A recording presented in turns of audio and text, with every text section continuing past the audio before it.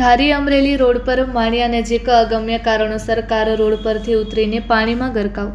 આ કાર કેવા કારણોસર રોડ પરથી નીચે ઉતરી ગઈ એ તપાસનો વિષય। વહેલી સવારનો બનાવ હોવાની શક્યતાઓ। કારમાં કેટલા લોકો સવાર હતા તેની કોઈ માહિતી સત્તાવાર મળી નથી। અકસ્માત કે બીજું કંઈ? આ બનાવને લઈને પોલીસ વિભાગ દ્વારા આગળની કાર્યવાહી હાથ ધરવામાં આવી। Report by Sarfaraz Khokhar, Amreli.